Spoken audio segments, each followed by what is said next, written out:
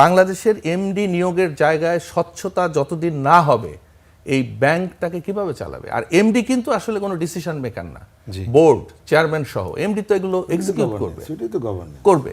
কিন্তু এমডি ধরিয়ে দেবে যে স্যার এটা এই কারণে করা যাবে না, এটা এই কারণে করা যাবে না, অর্থাৎ সে একটা মনিটরিং মানে বস কাইন্ড অফ থিং।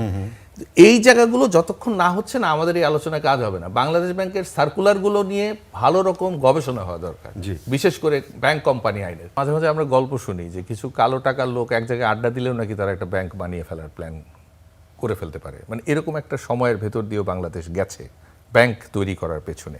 এটার প্রয়োজন নিডস অ্যাসেসমেন্ট এই সেই এগুলো না, আমাদের কিছু টাকা আছে অতএব আমাদের একটা নিজেদের টাকা রাখার জন্য বা যা ইচ্ছা তাই করবার জন্য একটা ব্যাংক বানানো দরকার। এইটা আমি উত্তরে যাবার আগে আমি তৌফিক ভাই বলি, আমরা যেহেতু আমার ইউনিভার্সিটির সিনিয়র ভাই, আপনার কাছে একটা জিনিস আমার খুব জানতে ইচ্ছা করে, সেটা হলো এই যে আইএমএফ নিয়ে একটু আগে কথা হলো যে আইএমএফ বলেছে অতএব করা যাবে না। আপনার কাছে কি মনে হয়েছে কখনো যে আইএমএফ ওয়ার্ল্ড ব্যাংকের কাছে বাংলাদেশের ইকোনমিস্টরা সোল্ড আউট হয়েছে? সোল্ড আউট হোক আর না হোক, ইনফ্যাক্ট মানে এই সমস্ত জিনিসপত্র যেগুলো এগুলোর যে র্যাশনাল অ্যান্সার এগুলো শুধু আইএমএফ এর লোকেরা জানে, আর অন্যরা কেউ জানে না।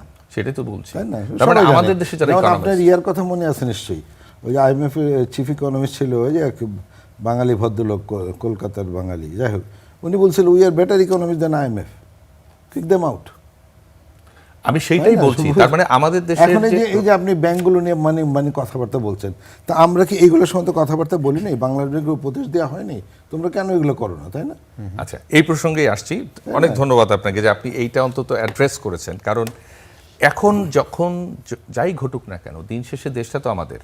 তো সেই জায়গায় সরকারে যেই থাকুক তাদেরকে ইকোনমিক পলিসি তৈরি করার ক্ষেত্রে ইকোনমিস্টদের তো আনবায়াসড হতে হবে। তারা যদি আইএমএফ এর টাকায় বা ওয়ার্ল্ড ব্যাংকের টাকায় ভুলভাবে অর্থনীতিকে নিয়ে যায় সেই দায়িত্বভারও নিতে হবে। সেই কারণে আমি সোল্ড আউট শব্দটা বলেছি। আপনার ওই প্রশ্নের জায়গাটায় আসি যে ব্যাংক করার ক্ষেত্রে আমাদের এই ধরনের কথা তো আছেই। তারপর আমাদের যে অ্যামেন্ডমেন্টগুলো হয়েছে, অর্থাৎ বাংলাদেশ ব্যাংক যে প্রত্যেকটা অ্যামেন্ডমেন্ট হয়েছে, প্রত্যেকটা অ্যামেন্ডমেন্টকে যদি সূক্ষ্মভাবে দেখা যায় ব্যাংক যে মালিক পক্ষ তাদের সুবিধা দেওয়ার জন্য প্রত্যেকটা অ্যামেন্ডমেন্টকে যদি তীক্ষ্ণভাবে বিশ্লেষণ করা যায়, আমি বর্তমান সরকারের অনুরোধ করব যে কোনো একটা কমিশন করে কিছু করে শুধুমাত্র ব্যাংকের যে অ্যামেন্ডমেন্টগুলো হয়েছে কোম্পানি আইনের সেইটাকে অ্যানালাইসিস করা দরকার। সেখানে সব কিছু আছে। যেমন ধরুন একটা ছোট্ট জিনিস বলি আমি, বাংলাদেশের কমার্শিয়াল ব্যাংকগুলোর এমডি কন্ট্রাকচুয়াল হয় কেন? কেন কন্ট্রাকচুয়াল এমডি দরকার হয়? এই জন্যে দরকার হয় তাদের কোনো দায় দায়িত্ব নিতে হবে না, তাদের কোনো রেসপন্সিবিলিটির জায়গা থাকবে না, জবাবদিহিতা থাকবে না। 3 বছর 2 বছর একটা মোটা টাকায় চাকরি করে চলে যাবে।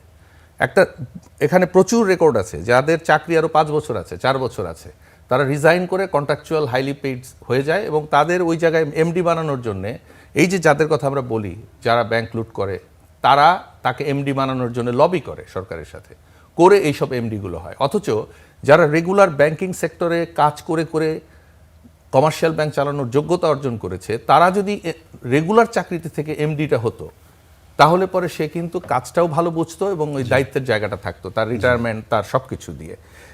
এরকম একটা রিসেন্টলি বাংলাদেশ ব্যাংকের এই যে গত ইন্টেরিয়াম গভর্নমেন্টে একটা সার্কুলার হয়েছে, এখন ব্যাংকের কমার্শিয়াল ব্যাংকের এমডি ওই যারা বাংলাদেশ ব্যাংকের রিটায়ার্ড অফিসার তারাও হতে পারবে। একটা কিভাবে সম্ভব যে যারা রেগুলেটর তারা এমডি হওয়ার স্বপ্ন নিয়ে কি রেগুলেট করবে?